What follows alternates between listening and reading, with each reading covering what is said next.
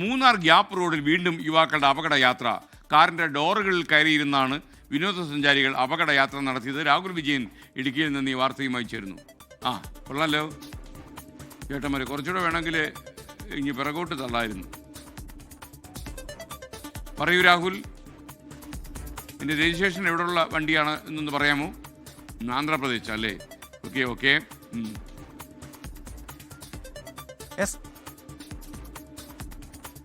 ആന്ധ്രാപ്രദേശ് രജിസ്ട്രേഷനുള്ള വാഹനമാണ് ഈ അപകടയാത്ര നടത്തിയിരിക്കുന്നത് എന്നുള്ളതാണ് നമുക്ക് മനസ്സിലാക്കാൻ കഴിയുന്നത്. അങ്ങനെയാണ് ആ വണ്ടിയുടെ നമ്പർ. എന്തായാലും കേരളത്തിന് പുറത്തു നിന്നുള്ളവർ ഈ മൂന്നാർ ഗ്യാപ്പ് റോഡിലൂടെ യാത്ര ചെയ്യുമ്പോൾ ഇത്തരത്തിൽ അഭ്യാസ പ്രകടനങ്ങൾ നടത്തുന്നത് തുടർ കഥയാവുകയാണ്. മുൻപ് ഇതിങ്ങനെ ആവർത്തിച്ചുകൊണ്ടിരുന്ന സമയത്ത് മോട്ടോർ വാഹന വകുപ്പ് പറഞ്ഞിരുന്നു ഒരു പ്രത്യേക ഡ്രൈവ് ഉൾപ്പെടെ നടത്തിയതിനു ശേഷം ഇത്തരം അപകടയാത്രകൾ ഒഴിവാക്കാൻ വേണ്ടിയുള്ള ബോധവൽക്കരണം ഉൾപ്പെടെ നൽകുമെന്ന്. പക്ഷെ അതൊന്നും കാര്യക്ഷമമായിട്ട് നടപ്പാക്കിയില്ല എന്നുള്ളതിന്റെ തെളിവ് കൂടിയാണിത്. മാത്രമല്ല, ഈ ഗ്യാപ്പ് റോഡിൽ ഒരു തരത്തിലുള്ള പരിശോധനയും ഈ സമയങ്ങളിലൊന്നും നടക്കുന്നില്ല.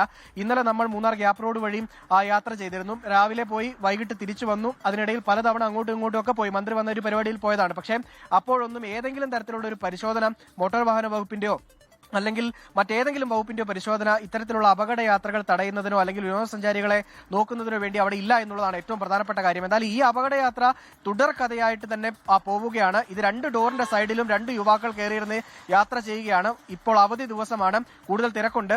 അപകടങ്ങൾ വിളിച്ചു വരുത്തുന്ന യാത്രയാണ് ഇത്തരത്തിലേതെന്ന് പറയാതിരിക്കാൻ കഴിയില്ല. അത് ഒഴിവാക്കപ്പെടേണ്ടതാണ്. അതിനുള്ള നടപടി മോട്ടോർ വാഹന വകുപ്പും പോലീസുമാണ് സ്വീകരിക്കേണ്ടത്. എന്തായാലും ഈ വാഹനം ഇത്തരം നടപടികൾ നമ്മൾ അനുവദിക്കാൻ പാടില്ല. അപകടങ്ങൾ ക്ഷണിച്ചു വരുത്തും ഇത്തരം യാത്രകൾ എന്നുള്ള കാര്യത്തിൽ സംശയമില്ല.